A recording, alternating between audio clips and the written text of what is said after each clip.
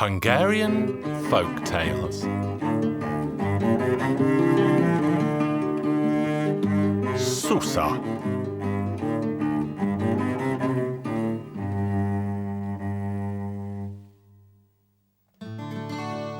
In the village, there lived a wealthy farmer. He had barns and cellars and attics that were full of goods, plus he also had a couple of 100 florins sewn into a sack. However, he also had a lazy, good-for-nothing, stupid wife who was truly useless. Each time the farmer was about to leave for work, he told Susa what to do. Go to the neighbour lady, see what she is doing, and do exactly as she does. So Susa walked over to the neighbour's house, where they were busy bleaching the linen. When she saw this, she went home, took her husband's boots and leather hat into the bleach and let them cook there. They must have been in there for a long time, because when she took them out and she was about to take them to the stream for rinsing, they melted away in her hands. When her husband came home, he asked her, "Well, Susa, what have you been doing all day?" She told him what she had done, and the poor man had to give her a beating. Finally, he told her to pay more attention to the neighbour woman the next time. The next day, the neighbour woman was preparing mash for the pigs in a bucket. Susa saw what she was doing. She ran home, took 10 sacks of barley flour, and threw them all into the well. Susa was very proud of herself. She wanted to tell her husband how much mash she prepared for the animals. As soon as her husband came home, she immediately told him the story. "Do you know what I did today? Mash. The whole well is full of the stuff. There'll be plenty for the pigs." "What? Are you out of your mind, woman?" "That's exactly what I did." So Susa was beaten once more, and her husband told her that if she did this again, he would teach her a lesson she would never forget. On the third day, the neighbour woman was cooking cabbage with bacon. Susa watched her, then went home, sliced up a whole block of bacon. Then she took the bits and pieces to the garden and placed them on the cabbage heads. At noon, her husband came home and saw his dog lying dead by the gate. He asked his wife, "What have you done to this dog, woman? Why did it drop dead?" "The thief ate all the bacon I was preparing for lunch in the garden. That killed him." The man looked into the pantry. The bacon was all gone. He realised what Susa must have done, and he beat her soundly. The man kept all his money in a leather bag under the bed, but he never told his wife, lest she should spend it all. He told his wife that it was an ogre. He scared her by saying that if she did something stupid, the ogre would eat her. One day, a travelling potter came their way. Susa wanted to give him the ogre so she wouldn't have to be afraid any longer. But of course, she did not want to give it away for free. So she asked the potter how many pots he would offer in return. Somehow the potter guessed what must be inside the ogre, so he gave her all of his pots. Susa was very happy with the deal. When she was left on her own, she placed the pots on the poles of the fence. Finally, she wanted to arrange the smaller mugs as well, but there was not enough room. Then she found a long pole and started yelling, "All right, you pots, stand in line so there is room for the little ones too." But the pots just didn't want to stand in line, so Susa smashed the pots with her pole. When her husband came home, he immediately saw the fragments on the ground. He suspected that something was wrong, so he asked, "Where did you get these pots, Susa?" "Well, you see, I paid for them with that ogre of yours so you could never scare me with it again." The man nearly had a fit, but he realised that his wife was mad. The next morning, he sent Susa off to do some reaping so she couldn't cause any more trouble at home. Susa went out to the field with a sickle, and by 10 o'clock, she harvested 3 sheaves of wheat. She pulled them together and arranged them in a stack. She huddled up in the middle and fell fast asleep. Her husband waited for her at home in vain. "This Susa has suddenly become so hard-working. I'm going to go after her before the work makes her sick. He went out to the field, but however hard he looked, he just couldn't see Susa anywhere. Where could she be? He was about to go home when he finally noticed the 3 sheaves of wheat. He walked up closer and discovered Susa snoring beneath them. It's then that he realised he had to get rid of Susa once and for all. He ran home and brought back a pillow full of feathers and a small pot of honey. He poured the honey all over Susa and then he covered her with the feathers. Susa woke up. She looked at her hands and feet and said to herself, her hands are like Susa's, her feet are like Susa's, but this is not Susa. How could this be? She just couldn't decide whether she was really Susa or not. Finally, she decided she would ask her husband whether his wife was at home. If he said yes, she is home, then she could not be Susa. If he answered no, then she must be Susa, without a doubt. When she got to their house, she called out loud, "Listen, John, is your wife at home?" "Of course she is. What's wrong with that?" That was how Susa finally decided that she was not Susa. She started thinking about who she might be, but she just couldn't find out the solution. So in the end, she completely lost her mind. Finally, she ran off, and nobody has ever seen her since.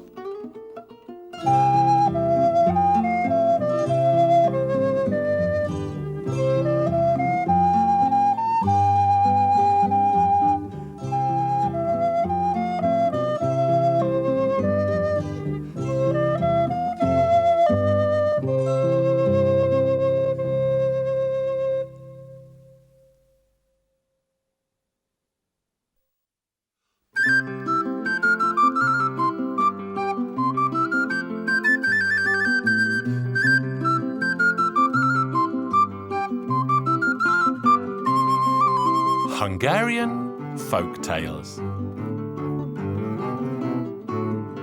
The Water Fairy.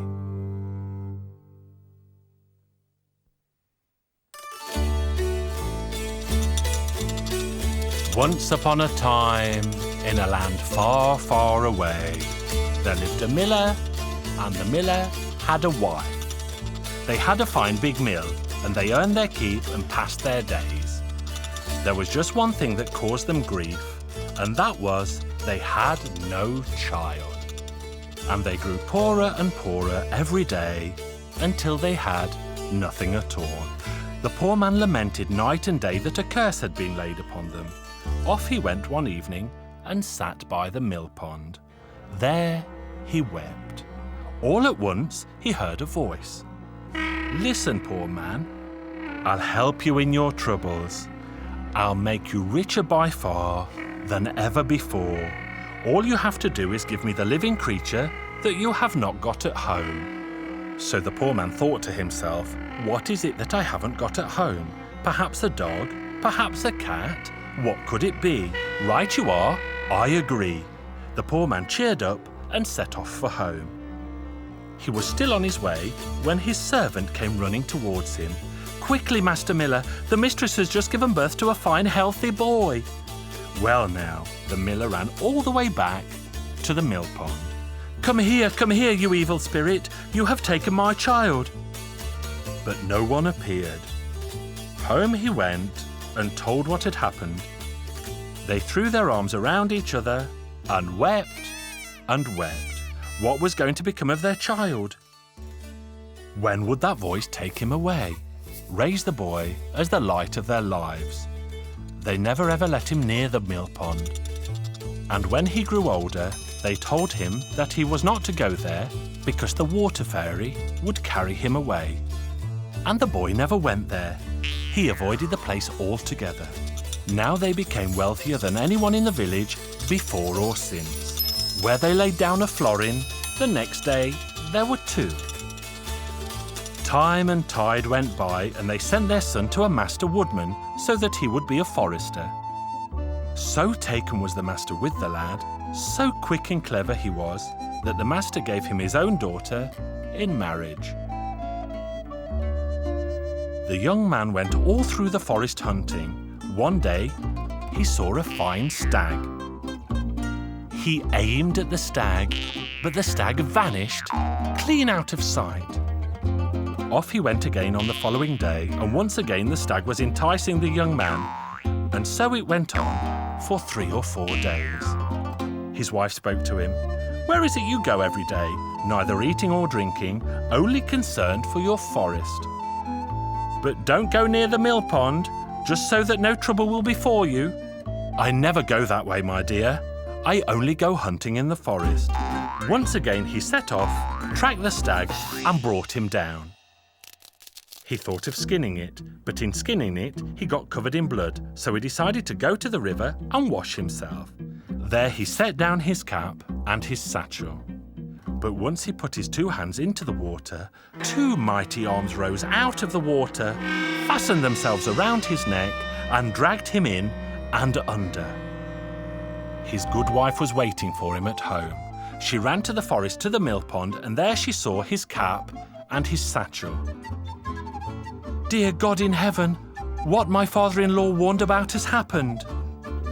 Up and down the edge of the waters she raced. "Give me back my good husband, water fairy." But the water was silent. She ran and ran until tiredness overcame her, and she lay down and fell asleep. In her dream she saw, not far away, a shack in which there lived an old woman who knew many, many secrets. She awoke, and just as in her dream, off she went to the shack. She knocked at the door and spoke of her problem in floods of tears. "There, there, my dear," said the old woman. "When the moon is full, off you go to the place and sit at the edge of the waters. I'll give you a brush, and with it you must brush your hair." So the young wife waited until the moon became full. She went to the edge of the waters, let loose her hair, and began to brush it. And then, all of a sudden, her husband stuck his head out of the water, but he said not a word, and then he vanished again to the watery depths. She went home and told the old woman what had happened. The old woman said, "Tomorrow evening you must bring a spinning wheel with you, and there you must spin." And so she did. She brought a spinning wheel, sat there at the spot, and began to spin. And when she span, once again the water frothed, and her husband appeared up to his waist. But again they were not able to exchange a word between themselves. "Off you go, dear girl. This is the 3rd night. On this flute you should play a sweet, sad tune. Then you'll see what happens." And so it was. The young wife sat there on the same spot and played. At first the water started to froth, and in she jumped and embraced her husband. But then such a storm blew up that her husband was carried off to one shore and the wife to the other. They were thrown so far apart that she stayed on one and he stayed on the other. Then the man took work as a swineherd and the woman as a cook. The swineherd brought the pigs out to feed every day, and the woman brought food at midday to her master in the meadows. When she brought the food to the master, she saw that there was a swineherd off in the distance. So she walked towards him, and they began to speak.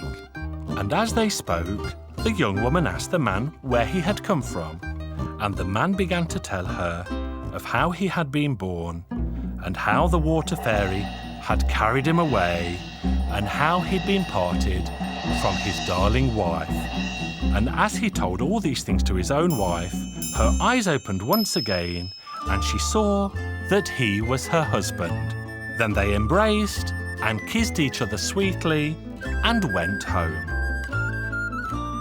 They had many, many children, and they all lived happily ever after. This is the end of my tale.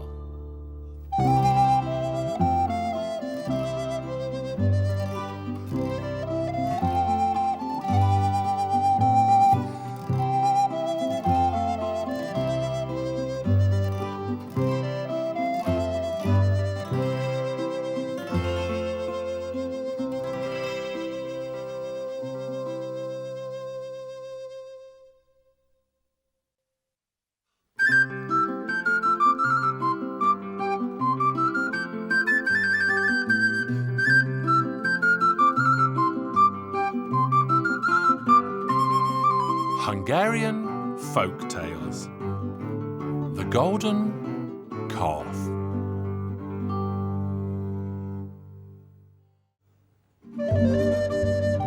Once upon a time, there lived a king and a queen, and they had a handsome, strong son and a beautiful daughter.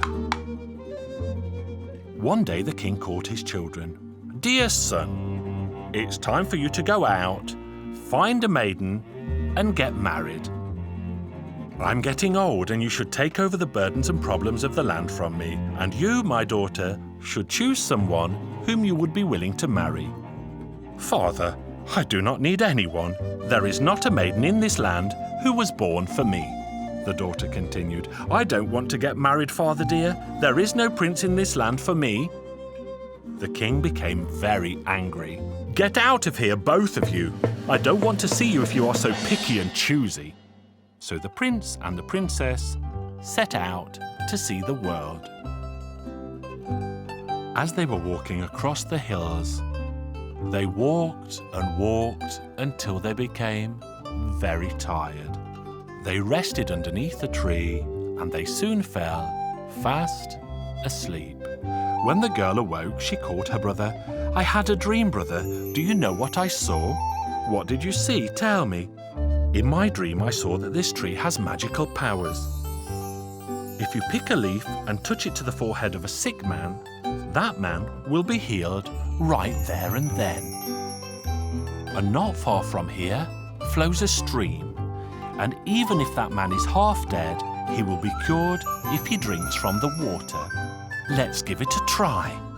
They collected a bunch of leaves and filled their sacks with them.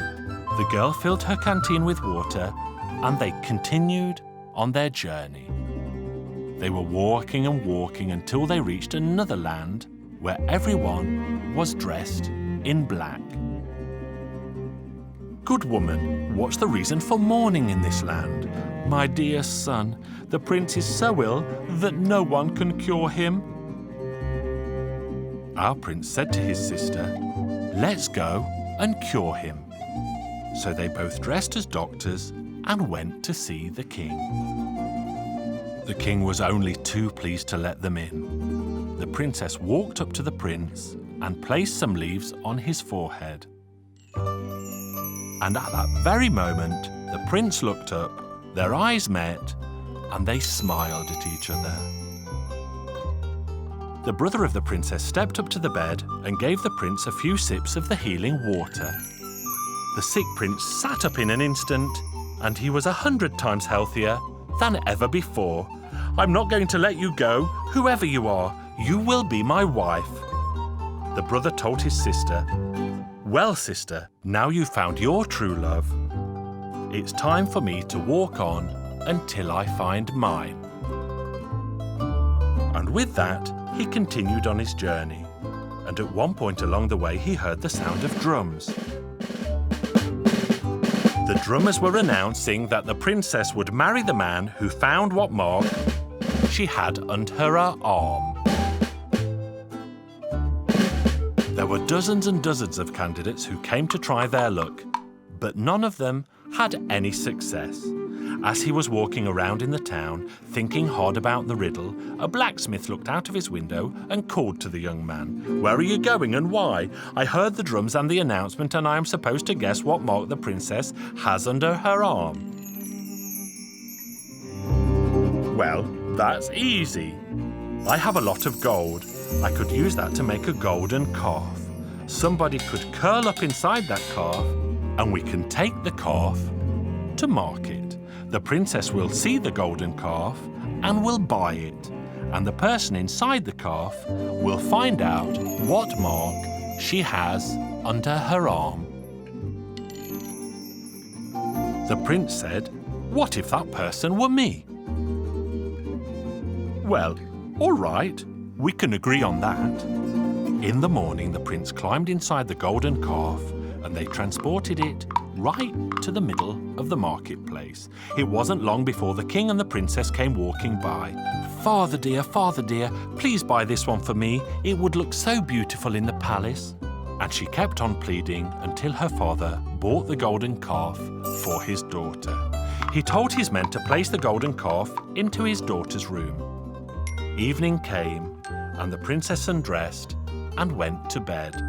When the prince was convinced that she was asleep, he opened the little door, climbed out, slowly walked to her bed, and peeked under her left arm. And suddenly he saw what was there: the sun, the moon, and the stars. He laughed out loud, but he woke the princess up.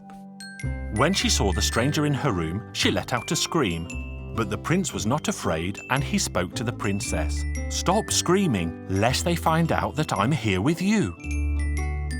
The two of them started talking. They agreed that she would have the calf taken back to the blacksmith. And so it happened. In the morning, her father came in. "Oh, father dear, I accidentally broke off one of its ears. Let's have it taken back to the blacksmith so he can place it back." They took back the golden calf, the blacksmith opened the side door, and the prince climbed out.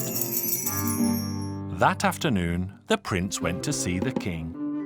"Your Majesty, please give me 3 days to think, and I'll find out the truth." And he pretended to think long and hard. Finally, the third day came, and the princess could hardly wait. The king spoke. "So, did you find out?" "Well, Your Majesty, she's wearing the sun, the moon, and the stars under her arm."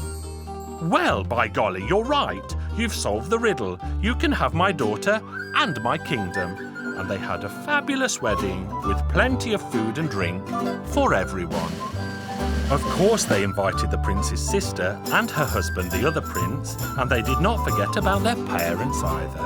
Everyone was happy. The wedding and the party lasted for a whole week, and they all lived happily ever after.